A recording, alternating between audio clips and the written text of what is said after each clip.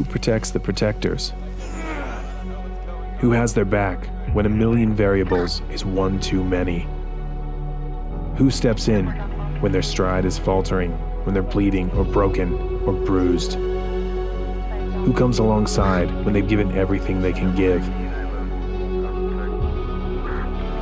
Who protects the protectors?